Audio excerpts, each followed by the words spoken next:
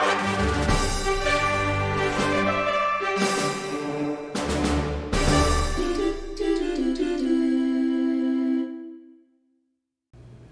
welcome in everybody. In this video I am going to demonstrate how to use the coil tool by creating, of course, a spring. So I think that might be the most kind of basic part to create using the coil. So to do that, I'm going to go up to New, and I'm going to cheat again. I'm going to use the English template. I know I should be using metric, but I'm going to use English standard.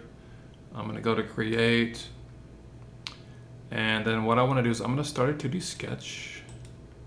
I'm going to click on the XY plane.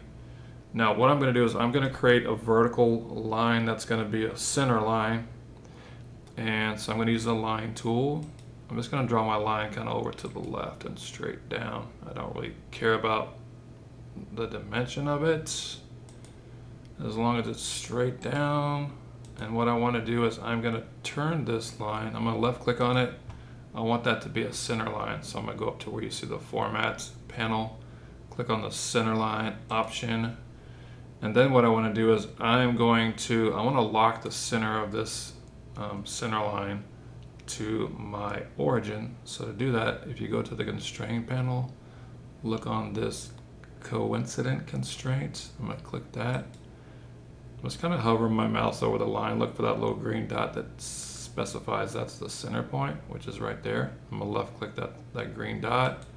I'm going to left click this green dot, and that kind of locks that onto the center there.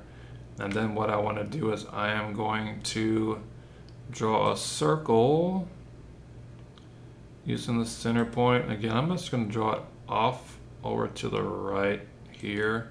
And I want that diameter to be 0.05. Right click, select OK. Is that what I want? Yeah. And then what I'm going to do is I'm going to add some dimensions to the center of this circle. So dimension, the center of the circle to my origin. I'm going to drag this out. I want that to be 0. Bring that down. Then I want to dimension the center to the origin again. So this one is going to be 0.25. It doesn't really matter. I'm going to go 0.25. And then I'm going to finish my sketch. And now what I want to do is I am going to go up to the create panel where you see the coil. And so it kind of automatically kind of spun this thing around. So I am using the method revolution and height. For my revolution, I use 25 revolutions at a distance or a height of 2.5 inches. Now I have a taper on here, which I was playing around with, but if you want your spring to go straight up, make your taper 0. And let me just kind of show you what this looks like. So it's going to take our circle and it's going to kind of extrude it around that coil shape there. And so now we have our spring. But what I want to do is I'm gonna right click on coil where it says coil 1. I'm going to right click that. I'm going to edit feature. You can kind of play around these numbers and see what it does, but I'm going to taper this. I'm going to put this back on taper, so 5 degrees. So it starts off kind of big and tapers up, maybe like a Christmas tree or something. Or if you want to go the other way, you could go -5, and it kind of gets wider, like a funnel cake or whatever. I don't know. I'm just going to put mine back at 5. Hit OK there.